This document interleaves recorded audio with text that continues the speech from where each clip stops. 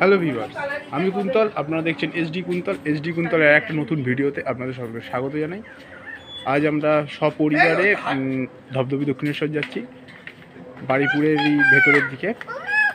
এই এই যে সব রেডি হয়ে গেছে, মেয়ে আর ওর মা বেরিয়ে পড়েছে, বাবা ওইখানে গাড়ি নিয়ে অপেক্ষা করছে, এই মা আসছে। আমরা সপরিবারে আমরা যাচ্ছি ধবধবি দক্ষিণেশ্বর। এই যে গাড়ি, এইখানে একটা গাড়ি, ওখানে একটা গাড়ি, ওটা বাবার গাড়ি। বাবা ওই মাকে নিয়ে যাবে, আর আমি, পুচুর মা সব এই গাড়িতে। তো চলো, দেখা হচ্ছে ধবধবি দক্ষিণেশ্বরে ওখানে গিয়ে। তোমরা দেখতে থাকো এবং আমাদের পাশে থাকো। চলো, টাটা। এসডি কুন্তল চ্যানেলের পক্ষ থেকে সকলকে নতুন বছরে অভিনন্দন। নতুন বছর সবার ভালো কাটুক। সকলের মন ভালো করার জন্য আমরা আবারও চলে এসেছি একটা নতুন ভিডিও নিয়ে। ঘুরতে ঘুরতে আমরা এক নতুন জায়গার সন্ধানে বেরিয়ে পড়েছি। আজকে দেখাবো ধবধবি দক্ষিণেশ্বর মন্দির। ভিডিও ভালো লাগলে একটা লাইক করে দিও, আর তার সাথে আমার চ্যানেলে নতুন হয়ে থাকলে চ্যানেলটা সাবস্ক্রাইব করে আমাদের পাশে থেকো।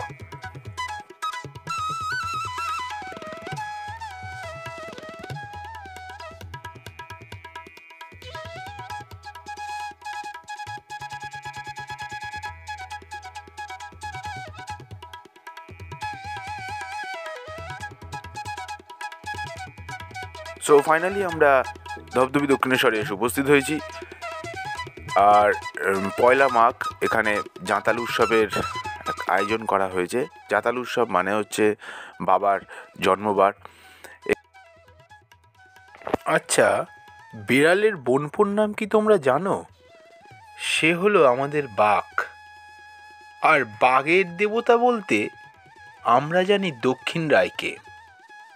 মোটামুটিভাবে আমরা যা জানি, দক্ষিণ রায় হলেন বাঘসহ সুন্দরবনের সমস্ত পশু ও জঙ্গলের দানবদের নিয়ন্ত্রক এবং জাতি ধর্ম নির্বিশেষে সুন্দরবন অঞ্চলে পূজিত দেবতা। বারুইপুর অঞ্চলের একটা রেল স্টেশনের নাম ধবধবি। শিয়ালদা থেকে নামখানা লক্ষ্মীকান্তপুর লাইনে। সেখানে নেমে টোটো করে যেতে হয় এই মন্দিরে। কালের প্রভাবে দক্ষিণ রায়ের নাম বদলে হয়ে গেছে দক্ষিণেশ্বর। রাস্তার প্রায় লাগোয়াই এই একতলা মন্দির। সামনে রয়েছে একটি মাঝারি সাইজের পুকুর। মন্দিরে নিয়মিত পুজো হয়। পুজোর সময়সূচি প্রতি শনিবার ও মঙ্গলবার সকাল 9টা ও দুপুর 2:30। এছাড়া বাকি দিনগুলিতে সকাল 11টা এবং সন্ধে আরতি 6:30। এছাড়াও পয়লা মাঘ বাবার জন্মদিন পুজো হয় রাত 2:30টার সময়। এর নাম জাঁতাল উৎসব। ভিডিও কেমন লাগছে কমেন্টে জানান। ভিডিও যদি ভালো লাগে একটা লাইক করে দিন, আর আমার চ্যানেলে নতুন হয়ে থাকলে চ্যানেলটাকে সাবস্ক্রাইব করে পাশে থাকুন। মন্দিরটি তৈরি হয়েছে 1908 খ্রিস্টাব্দে। যদিও এখানে পুজো চলছে বহু শত বছর ধরে।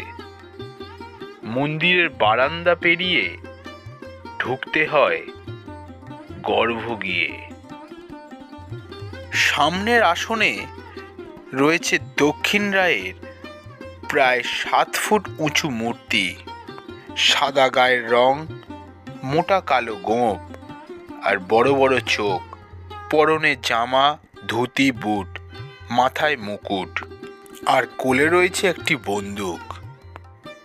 এখানে একটা জিনিস লক্ষণীয়, দক্ষিণ রায় সময়ের সাথে সাথে মিশে গেছেন মহাদেব শিবের সাথে, তাই তার নাম হয়েছে দক্ষিণেশ্বর। ভিডিও আপনাদের কেমন লাগছে কমেন্টে অবশ্যই জানান। ভিডিও যদি ভালো লাগে একটা লাইক করতে ভুলবেন না, সাবস্ক্রাইব করে পাশে থাকবেন।